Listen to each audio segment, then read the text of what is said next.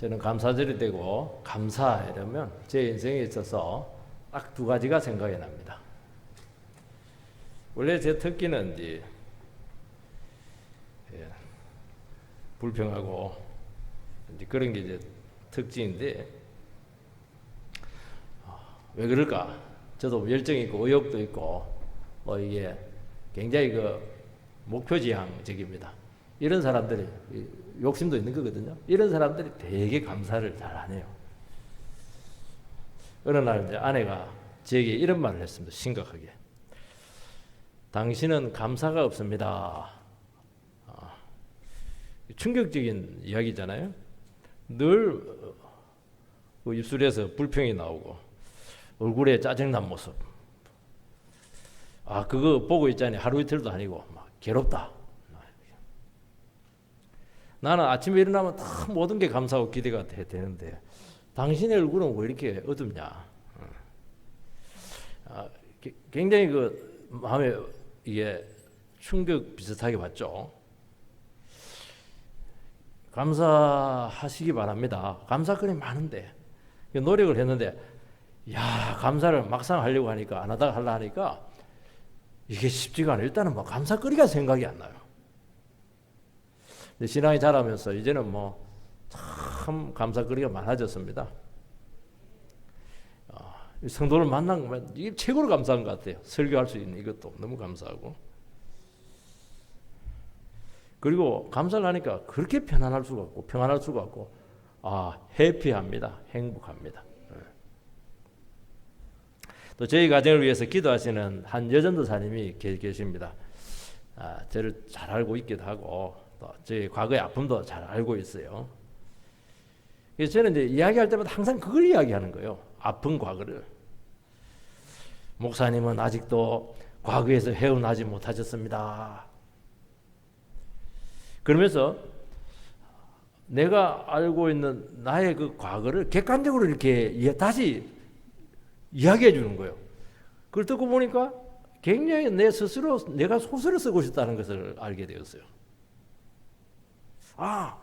이런 거였구나. 그리고 더 중요한 것은 지금 목사님이 하나님 인도 받아서 지금 주님 인도 받고 함께 하고 있지 않냐고. 결과가 하나님이 동행하고 있는 거 아니냐는 그것이죠. 참 그걸 보면서 생각을 많이 했습니다. 저는 뭐 큰 거 생각하고 나의 미래가 어떻게 될까 이런 교회 부흥은 어떻게 될까 너무 큰 거 생각하다 보니까 하나님이 작게 와서 만져주시고 손길로 주시고 스쳐가게 하시고 사랑과의 눈빛을 통해서 그 사랑을 나누게 하고 이런 작은 감사를 너무 몰랐다는 거예요. 그러니까 설교 때마다 설교하는 게 힘들고 적용은 더 힘들고 풍성하지 않고 그렇게 되었습니다. 성경은 감사하라 그렇게 합니다. 근데 이유가 없어요. 그러니까 이제 이 겉면이 아니고 감사하면 좋을 걸 그게 아니고 명령입니다. 그러니까 무조건 감사를 하라는 거예요. 이유가 없이 감사를 해라는 거예요. 감사할 것 없으면 감사합니다, 감사합니다, 감사합니다 그거라도 하라는 겁니다. 주님께서 이렇게 명령을 하실 때는 그대로 다 되기 때문에 하는 겁니다. 우리는 창조주 창조주를 아버지로 모시고 살아가고 우리를 구원하신 예수를 구속주로 모시고 있습니다. 우리는 날마다 성령의 능력으로 살아가고 있습니다. 성삼위 하나님의 사랑 한가운데 있는 거예요. 제일 미련한 사람이 부모 사랑 한가운데 있는데 불평하는 그 자식은 정말 악한 겁니다. 그거는 어린 것도 아니고 그거는 악한 겁니다. 우리는 양부모님이 아니고 성삼위 하나님 두루마리로 꽉 싸서 그냥 우리를 그냥 사랑을 퍼붓고 있는데 그 사랑 안에 집어넣어버렸는데 아예 거기서 불평하고 원망하고 이거는 나는 뭐냐는 거예요. 그러면 나는 내가 준 거는 뭐냐는 거예요 지금. 인간은 원래 죄인이고, 죄인이 뭐 미래가 어디 있겠습니까? 늘 불행이죠. 뭐 아픔이죠. 뭐 쓰라린 기억이 참 많이 있습니다. 우리나라 막 여성들은 막 한이 많아요. 그러니까 이 안 좋은 기억들이 자꾸 원망이 되는 거예요. 그래서 감사를 하려고 하면은 이것은 내 기분에, 내 본성에 절대로 맡기면 안 되고, 이거는 의지적으로 노력하고 훈련하고 연습해야 된다는 거예요. 인생을 정말 부드럽게 풀어가시고 행복하게 살아가는 사람들, 이거는 신불신을 막론하고 공통적인 특징이 네 가지가 있습니다. 하나는 뭐냐? 내가 원하는 것이 탁 막히면 좌절하잖아요. 근데 이 사람들은 또 다른 좋은 방법이 있을 거야. 그 좋은 방법을 찾는다는 거예요. 두 번째는 뭐냐니까, 지금 힘들어도 이 힘든 상황에 어떤 긍정적인 의미가 있을 거야. 코로나 때문에 막 외출도 못하지만, 외출 못하니까 가족끼리 막 대화의 시간이 늘었다. 굉장히, 그러니까 이게 뭐냐니까, 긍정적인 재평가를 잘한다는 겁니다. 세 번째는 뭐냐? 지금은 아주 힘들지만 이것이 끝나면 좋아질 거야. 또 지금 여행도 못 갔지만 이번에는 막 태국 갈 거야, 파타야 이런 데 갈 거야. 막 그냥. 이거는 이제 긍정적인 초점을 탁 새로 긍정적으로 결론을 딱 내려놓으면은 과정은 쉽거든요. 근데 결론을 더 나빠질 거야 이러면 지금 좋아도 안 좋아지는 거예요. 결론이 태국 파타야 갈 거야 이러면 이제 뭐 좀 얼마든지 기쁘게 견디죠. 그걸 잘한다는 거예요. 이게. 네 번째는 뭐냐니까, 관점을 잘 바꿉니다. 이만하길 다행이야. 제가 이번에 코로나를 겪었는데 저희 집안에 네 식구가 볼볼 살고 있었는데 아내 그러더라고. 당신이 막 집안에 뒹굴고 있는데도 막 우리 세 사람 하나도 코로나 안 걸렸다고. 관점이 바뀌잖아요. 관점이. 그러니까 코로나 걸린 건 괴롭지만은 그래도 안 걸렸으니까 얼마나 감사해요. 관점을 딱 잘 바꾼다는 게 이게. 이것은 훈련으로 체질화되었다. 그런데 조사를 하니까 본성적인 것도 있지만은 이게 의지적으로 굉장히 이걸 훈련을 잘했다는 거예요. 부모로부터 교육을 받았든지 이렇게 해가지고 보고 배우기도 하고 그렇게 했다는 거예요. 여러분, 감사와 불평은 인생의 태도에서 나오는 겁니다. 왜 그러냐니까, 똑같은 상황인데도 불구하고 어떤 사람은 감사로 나가요. 어떤 사람은 불평합니다. 이건 태도의 문제고 방향의 문제예요. 이 사람은 감사하는 사람은 지옥에 가서도 감사합니다. 말은 안 되는데, 불평하는 사람들은 천국에 가서도 불평해요. 천국 굉장히 시끄럽죠.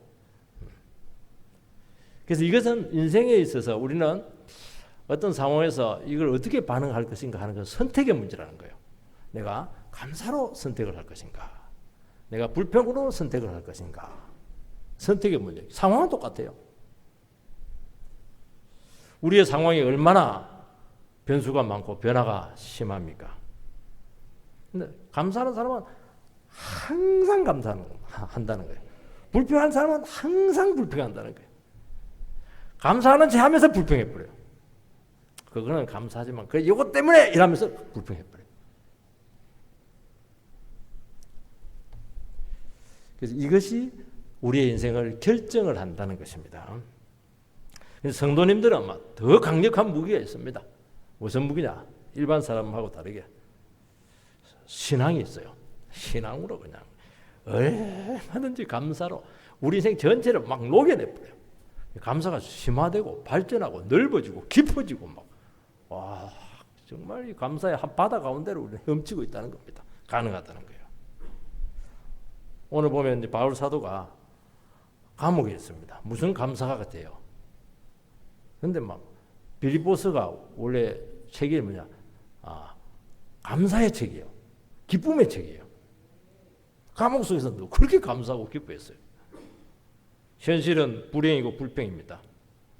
그런데 불행한 현실이 신앙 안에서 감옥 속에서 막 터져 나오고 있는 거예요. 그래서 어떻게 이게 터져 나오고 있는가? 여러분에게도 이 터져 나와야 되지 않겠어요? 감사해야지. 자꾸 이렇게 훈련했던 필요하지만 이제 자동이 돼야 돼요. 입만 벌면 감사 팍팍 나와버려야 돼 이거. 터져 나와야지. 첫 번째는 바울의 감사 원리입니다. 3절 4절. 내가 너희를 생각할 때마다 나의 하나님께 감사하며 간구할 때마다 너희 무리를 위하여 기쁨으로 항상 감사함은. 지금 바울은 로마 감옥에 지금 있습니다. 복음 전하다가 억울하게 지금 모함당해서 지금 투옥되었어요. 얼마나 주를 위해서 자기 인생 다 바쳐서 고생한 종이 세상에서 최고로 불행한 처지에 지금 있게 되었습니다. 근데 바울은 첫 마디가 뭐냐? 인사 딱 하고 나서 바로 감사해버려요. 그럼 바로 기쁘다는 거예요. 우리는 그게 되겠어요? 일단 원망부터 하고 보죠. 그리고 막 슬픈 이유를 막 나열할 거예요. 그리고 거기서 더 나갑니다. 너희들을 생각해 보니까 막 너희들 기도하려고 기도 제목을 생각해 보니까 막 너무 기쁘단 말이지. 너희들 생각할 때마다 막 하나님께 감사가 팍 된다. 자기 문제만 기뻐하고 감사한 게 아니고 자기가 목회하고 전도했던 그 빌립보 성도들에까지 감사감이 확대가 되어 버렸습니다. 여러분, 나에게 감사가 넘치면은 다른 영혼까지 감사가 확대가 돼요. 근데 내가 감사가 없고 원망 불평이 이러면 주위가 하나도 안 보여. 좋은 게 좋은지도 몰라요. 아빠 성적 잘 받아왔어.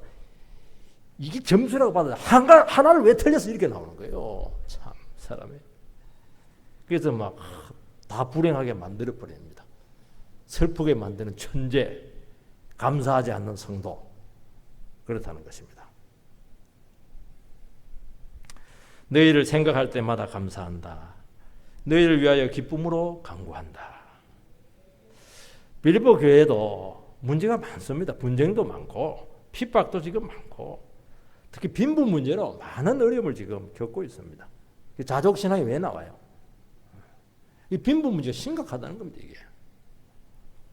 그리고 사회 환경이 결코 교회에 우호적이지가 않습니다. 근데 바울 사도는 이 모든 안팎의 문제를 두고 이것을 영적으로 신앙적으로 전부 다 해석을 해내서 그걸 전부 다 감사로 기쁨으로 표현을 해내고 있다는 것입니다. 만약에 이런 절박한 처지 가운데 또 자기 자신이 또 최고로 절박해요. 뭐 빌립보 교회보다 자기가 더 정말 불행하죠. 그러니까 막 만족되는 게 하나도 없어요. 나를 봐도 불행하고 빌립보 성도를 봐도 답답하고. 믿음이 없으면 어떻게 합니까? 생각할 때마다 막 한숨, 절망, 답답 이렇게 하는데 사도는 이걸 전부 다 녹여내서 기쁨 충만, 감사 충만이 되게 된 줄 믿습니다. 사도는 모든 상황들을 영적으로 보고 기뻐합니다. 이런 내가 감사하고 내가 만족스럽고 내가 기쁘고 내가 행복하면 이게 다른 사람에게 막 전염이 돼요. 전달이 아니고 막 전염이 됩니다. 막 스펀지처럼 막 빨려 들어가 버려요. 그 다른 사람도 막 용기를 주고 소망을 주고 그냥 감사가 나오게 하고 그렇게 하는 거예요. 근데 놀라운 사실은요, 신앙 안에서는 감사가 너무 많다는 거예요. 신앙이 없으면은 드러난 결과만 보고 감사하거든요. 그런데 그렇지 않은 데는 안 그래요. 그렇지 않은 데는 하나님과의 너무나 많은 관계들이 있기 때문에 그 관계에서 뭐 엄청난 은혜를 체험하기 때문에 모든 게 감사합니다. 이게 마음만 먹으면. 여기서 중요한 단어가 뭐냐니까 생각할 때마다 생각이 참 중요해요. 그렇지 않다는 생각. 우리가 선물을 받으면 선물도 참 기쁘죠. 액수가 크면 더 기쁘죠. 그런데 선물의 의미와 취지를 생각하면은 정말 제대로 된 감사가 나오고 그 감사가 가슴 속에 오래오래 머물러 있습니다. 그렇지 않은 데는 특징이 하나 뭐냐니까 하나님에 대한 의식들이 다 자기 안에 있습니다. 그래서 생각을 이렇게 하다 보면 처음에는 이제 하나님이 안 보이니까 생각을 안 해요. 그래서 생각을 쭉 이렇게 하다 보면은 어느 순간 하나님과 연결되는 접촉점이 나와요. 연결되는 부분이 나옵니다. 그래, 이것도 참 힘드네. 우리 어떻게 해야 돼? 내일 끼니가 없는데 막 여러 가지 얘기해요. 누가 한마디 합니다. 여보, 끼니가 없어도 하나님께서 일용할 양식을 주시고 지금 우리 잘 살아있잖아. 그 연결이 됐잖아요, 벌써. 이게. 하나님이 우리를 인도해서 지금도 하나님 함께 하셔. 연결이 됐잖아요. 하나님과 연결되면 되거든요. 연결할 수 있는 호수가 많다는 거예요, 이게. 그때부터요, 감사가 고구마 줄기처럼 쭉쭉 달려 나옵니다. 막 엮여져 가지고 막 고구마는 그냥 한 줄만 안 나와요. 통째로 쫙 나옵니다. 여러분, 인간에게 있어서 감사와 은혜는 사람들은 이걸 너무 당연시하고 그걸 당연한 것처럼 쉽게 여긴다는 것입니다. 그게 잘 잊어버려요. 여러분, 정말 소중하면 잊어버리겠습니까, 여러분? 정말 사랑했던, 정말 그 사랑하는 사람의 그 연애 편지, 여러분 잊어버리겠어요? 내가 보니까 뭐 피천덕 씨는 보니까 뭐 그냥 95세인데 중국 여자를 그냥 끝까지 연애 편지를 품고 있었더라고요. 죽을 때까지. 잊을 수가 없죠, 그거는. 어떻게 잊어요, 그걸? 그 소중한 그 편지를 어떻게 잊어요, 그걸? 왜 잊어버리는 거예요? 여러분들에게 그 안 소중한 거예요, 그게. 돈이 소중하고 지금 말이지 다른 게 중요하지. 근데 우리는요, 불행이나 아픔 이런 것들은 막 트라우마 이런 트라우마, 아유, 굉장히 말도 어려. 트라우마, 발음도 잘 안 되네, 경상도 사람. 그걸 오래 기억을 해요. 기억하지 말아야 그 기억을 하는 거예요, 이게. 왜 기억해요? 그것이 내 인생에 너무 중요했다는 게 그게. 그 불행 때문에 내 인생이 어긋났다는 거 아니겠습니까? 그게 자기 자책하죠. 그때 내가 좀 잘했어야 되는데. 그리고 자기 연민에 막 빠지고 막 헤어나오지 못하고.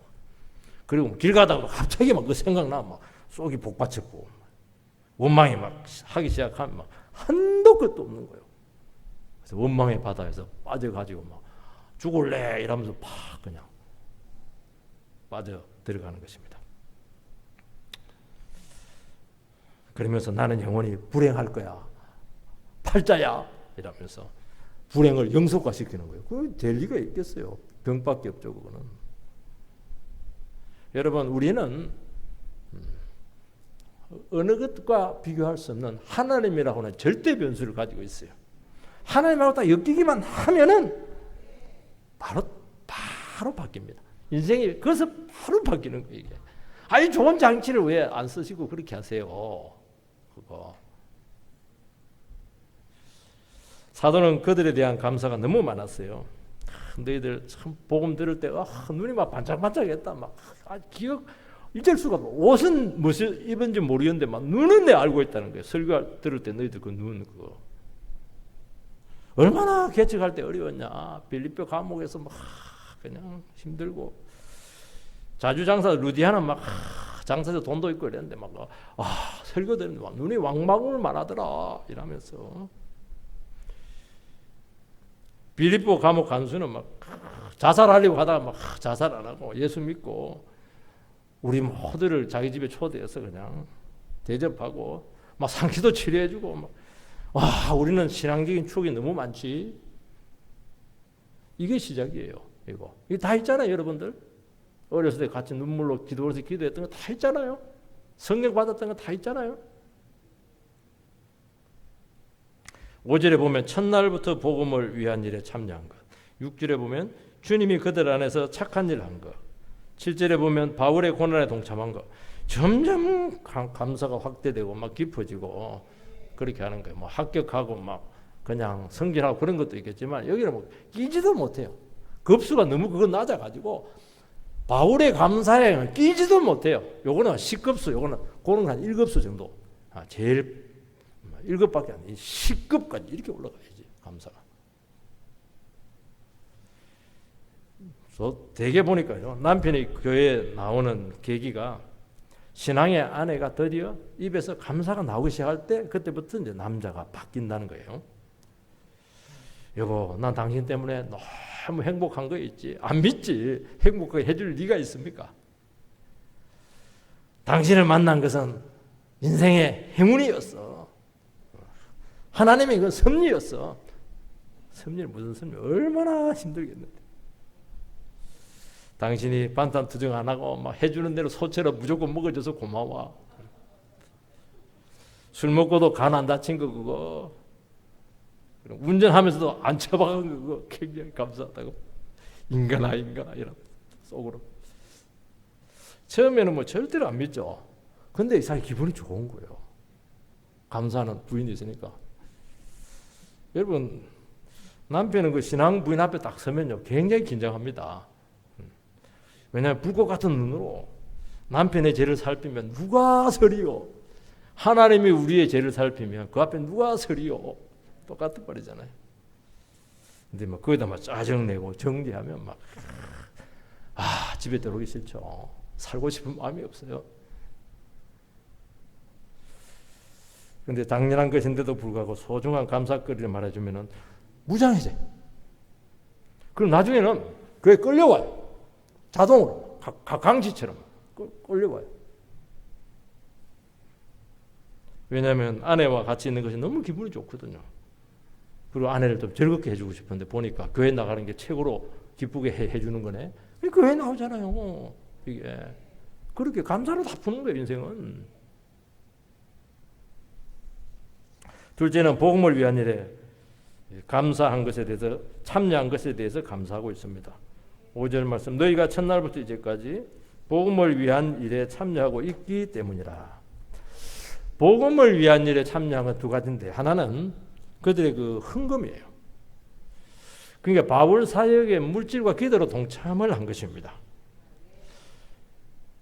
근데 그들이 동참한 것은 잘 살아서 그런 게 아니고 그들도 딱하고 힘든데도 불구하고 바울의 복음 사역가 너무 귀하다. 이건 최우선적으로 헌금해야 된다. 헌금을 해서 담임 목사님을 통해서 헌금을 전달한 겁니다. 대개는 뭐 재정집사님 보내고 이렇게 하던데 담임 목사님 직접 가버렸어요. 두 번째는 바울이 떠난 후에도 그 배운 말씀 안에 그들이 계속 교제를 했다는 것입니다. 빌립보 교회 성도들의 특징이 뭐냐니까 처음부터 말씀에 대해서 확실하게 반응을 한 거예요. 이걸 바울은 늘 잊지 않고 있었어요. 첫인상, 첫 만남. 여러분 확실히 그래요. 말씀에 대해서 분명한 반응을 보이는 사람은 끝까지 분명합니다. 말씀에 대해서 애매하고 뭐 긴가민가하고 뭐 그냥 이게 뭐 있어도 되고 없어도 상관없고 이런 사람은 계속 흐릿해요. 그 흐릿함이 인생 전체를 결정을 합니다. 말씀에 대해서 분명한 사람은 모든 것이 분명해요. 이게 한결같아요. 세상으로 절대 안 가요. 그리고 하나님의 말씀의 진수를 보게 되면은 다른 맛은 시끄러워서 그냥 성에 차지가 않아요. 말씀 그 들어야 돼요. 그들은 복음의 가치를 알았죠. 목숨 걸고 그 말씀을 가르친 바울에게 깊이 감사했던 것입니다. 여러분 우리는 하나님의 말씀을 알면은 인생의 모든 문제가 해결되기도 하지만은 특징이 뭐냐? 불만이 없어져요. 말씀을 잘 모르고 그러면 시끄러워져요. 가정이 시끄러워지고 교회가 시끄러워져요. 왜 교회가 시끄러워져요? 뭐 돈이 없어서 시끄러워집니까? 아닙니다. 말씀이 충만하지 못해서요. 그러면 애들 배고프면 징징 짜듯이 성도들이 배고프면 막 징징징징 거려요. 이게 교회가 아무리 작아도요 하나님 말씀 하나 있으면요 그렇게 만족스럽고 풍성해요. 어색하지 않고 자유롭고. 왜냐하면 모든 아름다운 것은 하나님 말씀이 다 만들어내기 때문이죠. 그러니까 모이면 모일수록 기대가 되고 모이면 모일수록 소망이 되고 막 다른 영혼 볼 때마다 그냥 기도가 나오고 뭐 이렇게 돼야죠. 그리고 막 될 것 같아요. 그 믿음이잖아요. 될 것 같아. 자식을 봐도 될 것 같아. 그럼 되는 거예요. 이 교회 될 것 같아. 그럼 되는 거예요. 이게. 말씀은 하나님을 바라보게 하죠. 은혜를 받으니까 내가 먼저 축복을 받게 되고 마음이 자꾸 넓어지게 되고 여유가 생기고 점점 감사거리가 막 넘치게 된다는 것입니다. 6절 보면 너희 안에 착한 일을 시작하시니가 그리스도 예수의 날까지 이루실 줄을 우리가 확신하노라. 그들 속에 하나님 주님께서 착한 일을 시작을 했습니다.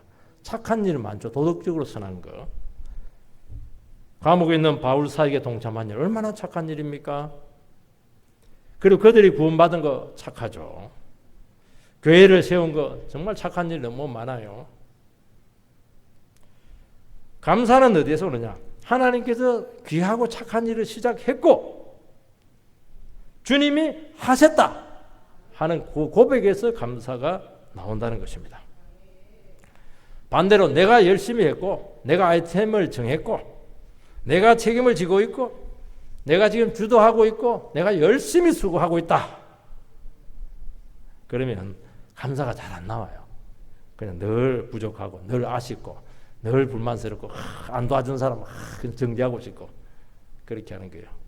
그렇게 해서 결과가 드러났을지라도 이것은 본질적인 축복과 부흥은 아니기 때문에 진정한 만족이 없어요. 여러분 주님께서 우리에게 주시려고 하는 것은 진정한 행복, 진정한 평안, 진정한 만족, 진정한 감사를 주기 위해서 그렇게 한 거거든요. 절대로 가시게 하지 마세요. 기독교에서 제일 안 좋은 게 그냥 그런 채 하는 거예요. 그거. 위선자는 정말 영혼을 썩게 만드는 겁니다. 제일 안 좋은 거예요. 그거. 있는 그대로 표현해야죠. 제 목표는 주님이 하신다는 것입니다. 주님이 교회 세워주시고 귀한 영혼 불러주시고 변화시켜주시고 말씀 주시고 부흥 주신다. 그런다고 해서 아무것도 안 합니까? 이런 귀한 우리 주님 하신다는 말씀 갖고 있으면 어떻게 주님 하신 일만 적극적으로 동참해서 더 주님을 기쁘시게 하고 싶은 마음이 당연히 생기는 것이죠. 당장은 결과가 보이지 않고 뜻대로 안 되는 것 같은데도 불구하고 안 그래요. 주님이 막 뭔가 좀 만들고 있어요. 주님이 막 움직이고 있어요. 아, 귀하죠. 그러니까 은혜가 있고 사람이 막 바뀌잖아요. 힘들 때만 낙심 포기하려고 하다가도 주님이 지금 일하고 있는데 주님이 시작했고 이끄시는데 이루실 거야. 언젠지는 모르겠지만 또 일어서는 것이죠.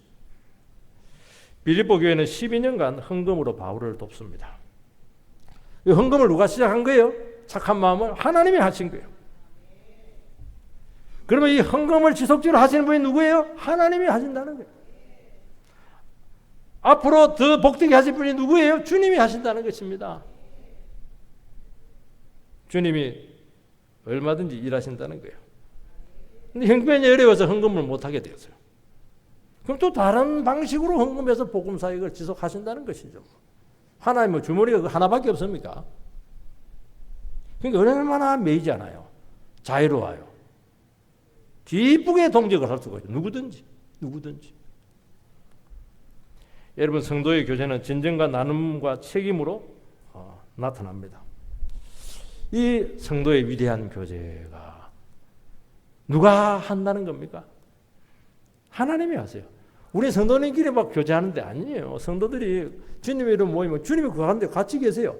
너와 나만 있는 게 아니야. 주님이 함께 있는 게 세 분이 계시는 거예요. 얼마나 교제가 견고합니까? 얼마나 깊은 대화가 나오겠어요. 깊은 기도가 나오겠어요. 깊은 격려가 되겠어요. 그게. 여러분 세상적인 교제, 인간적인 교제는 피상적이에요. 오래 안 가요. 이해관계 걸리면 바로 깨집니다. 믿음의 교제는 주님이 함께 하시기 때문에 서로 공감하고 어려움이 있으면 나누려고 하고 싸움도 있을 텐데 그 싸움에 같이 동참하려고 하고 그러면서 운명 공동체 의식이 생기게 되어 있습니다. 그래서 육신의 가족보다 훨씬 더 깊어져요. 이게. 우리가 성도 간의 교제를 해보면은 참 다 문제는 다양한 것 같은데 본질적으로는 비슷한 문제로 다 힘들어한다는 것을 알 수가 있어요. 그런데 어떤 성도님들은 이렇게 보면은 나보다 훨씬 어려운데도 불구하고 막 일절 내색하지 않고 기쁨 잃지 않고 궁색 들지 않고 참고 섬길 거 다 섬기고 이렇게 하면서 걸어가는 겁니다. 그때 어떤 생각이 드냐니까 주님께서 저 영혼 속에 얼마나 착한 일을 많이 했으면 이런 영성이 나왔을까. 나는 늘 약한 소리하고 비교하는 소리하고 회개가 돼요. 나는 정말 어리구나. 그래서 다시 한 번 더 우리 영성을 새롭게 돌아보는 기회가 된다는 것입니다. 하나님께서 나를 사랑하시고 일하시고 계시고 여기까지 인도했는데 하나님께 중간에 나를 팽개치겠어요? 중단하지 않아요. 가면 갈수록 역사가 나타나. 점입가경이다. 가면 갈수록 귀한 일이 나타날 줄 믿습니다.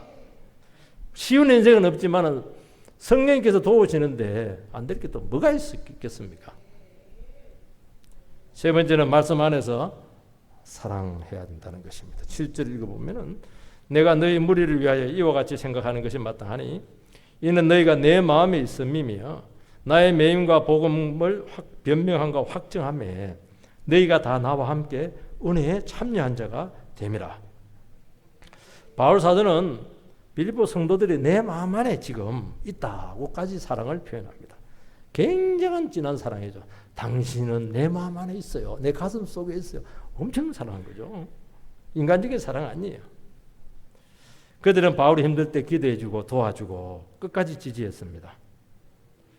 그러나 바울 사도가 그들이 정말 소중했던 것은 그들 속에 있는 그 말씀 때문이었어요. 바울은 선교 동안 정말 외로웠습니다. 아무도 지지를 안 해줘요. 아무도 지원을 해주지 않아요. 너무너무 외로운 사역을 했어요. 사람들은 막 부끄러워했어요. 바울 사도에 대해서. 왜냐? 워낙 비판을 많이 하니까. 마음이 있어도 동참을 못해요. 그런데 빌립보 성도들은 부끄러워하지 않고 바울의 사역을 너무 소중하게 생각하고 조금이라도 격려가 되고 힘이 되기 위해서 동참한 거예요. 얼마나 귀합니까 이거? 여러분 우리가 주님 마음 안에 있으려고 하면 그 영혼 속에 있는 그 말씀이 있어요. 그 귀한 믿음이 있습니다. 그 은혜가 있는 거예요. 그 소중함을 알아야 되는 거예요. 우리는 다른 영혼 볼 때 뭘 봅니까? 돈이 얼마 있나? 나에게 얼마나 도움이 되나? 그게 아니라니까요. 그 영혼 속에 너무너무 귀한 것이 있는 거예요. 이게. 그걸 찾아내라는 거예요. 찾깁니까? 당연히 찾겠죠. 저는 말만 한마디 들어도 이 영혼이 얼마나 귀한 사람인가. 필이 팍팍 와요. 얼마나 소중한지 몰라요. 여러분 성도 간에 진정한 사랑의 교제가 되려고 하면 하나님 나라의 소중한 가치를 귀하게 여길 때 가능하다는 거예요. 우리는 근데 그걸 귀하게 안 여기거든요. 세상과 굉장히 귀하게 여깁니다. 왜냐하면 현실적인 도움이 되니까. 여러분 어려울 때 돕고 힘이 되는 거 귀하지만은 그것도 오래 가지 않습니다. 바울 주위에 중요한 사람, 힘이 있는 사람, 영향이 있는 사람, 똑똑한 사람 절비예요. 원래 최고 학부 출신 아니겠어요? 그 사람들은 지나가는 사람이다. 그렇게 말하고 있습니다. 근데 고난 중에 말씀 붙들고 같이 알고 현실과 타협하지 않고 믿음의 길 양보하지 않는 너희들이 나에게 너무 소중하다는 거예요. 사회적으로는 전혀 중요하지 않죠. 그런데 바울에게는 이들이 너무 중요하다는 거예요. 너희 속에 있는 그 귀한 것들이 너희를 끝까지 지켜준다는 것을 알기 때문에 바울은 그렇게 안심이 되는 거예요. 그래서 선교 전략을 짤 때도 항상 그들에게 먼저 정보를 줘요. 그걸 기도해 주니까. 얼마나 중요해요. 여기 나의 매임, 복음을 변명과 확증함. 이것은 복음도 중요하지만은 참 사람들은 바울의 매임, 감옥에 있는 거 정말 부끄러워했거든요. 구질구질하단 말이지. 하더라도 적당히 하지 말이지. 예수 믿어 적당히 믿고 이렇게 하지 말이지. 감옥에 들어가고 건강 다치고 무슨 정말 내가 나 뜨거워서 우리 가족이라고 얘기하지 않겠다. 그렇게 할 텐데. 지나쳤기 때문이죠. 빌립보 성도들은 너무 귀하게 받고 기도했고 헌금했습니다. 그 자세가 너무 귀했고 내가 너희들 그 힘으로 내가 버티고 있다는 거예요. 여러분 신앙세계는 세상적으로 보면은 시험 들기 딱 좋아요. 막 교회가 뭐가 좋다고 막 월요일 가고 화요일 가고 수요일 가고 막 그냥 토요일 때 밥하러 오고 말이지. 새벽에도 나오고 저녁에도 나오고 말이지. 구경예배 한다고 나오고 말이지. 청소하러 나오고 말이지. 이해가 안 돼요. 교회하고 결혼했나? 여러분 복음 때문에 수고한 분들 참 귀하지만 이해가 안 될 때가 참 많아요. 굳이 사랑하는 사람 마음 아프게 하면서까지 저렇게 신앙의 경계를 지킬 수가 있느냐. 근데 왜 그렇게 해요? 은혜가 너무 크고 말씀이 너무 귀하기 때문에 그렇게 한 거 아니겠어요? 영혼이 귀하기 때문에 한 거 아니겠습니까? 여러분 우리가 이런 참 우리도 좋게 되기를 원합니다. 다 그렇게 되기 원해요. 근데 살다 보면 감옥에 들어갈 수도 있잖아요. 또 어떻게 보면 막 건강을 다칠 수도 있는 거예요. 또 아니면 막 그냥 주일 때문에 내 사업이 소홀히 돼가지고 어려움을 겪을 수도 있잖아요. 저주받았다고 말이에요. 내 그런 꼴 날 줄 알았다고 말이죠. 두 분 죽이는 거죠, 그거는. 복음이 뭐길래? 영혼이 뭐길래? 말씀이 뭐길래? 선교가 뭐길래? 저렇게 목숨을 걸고 할까? 내 생각 다 포기하고 말이죠. 인간인지라 그런 상황들은 안타깝지만은 아니에요. 하나님 나라의 영광과 성도와 교회를 생각하고 이해를 하면 막 그렇게 감동이 되고 그렇게 고통스러운 자리까지 가게 됐더니 기도 하나 안 하고 헌금 하나 안 하고 그냥 같이 따뜻한 말이라도 하지 않은 내가 그렇게 마음이 아픈 거예요. 감동이 오잖아요. 감동이. 그래서 사도는 뭐라고 얘기합니까? 다 함께 내 은혜에 참여한 자가 되었다. 감옥에 있는 게 뭐예요? 은혜라는 거예요. 은혜. 그 감옥을 이해하고 헌금해주고 기도해주고 동참해주고 마음을 같이 해주고 그 은혜라는 거예요. 너희들도 나와 똑같은 지금 은혜를 받고 있다는 겁니다. 이게. 복음이 뭐길래? 영혼이 뭐길래? 참 얼마나 감옥 속에서 강력한 은혜가 지금 흐르고 있어요.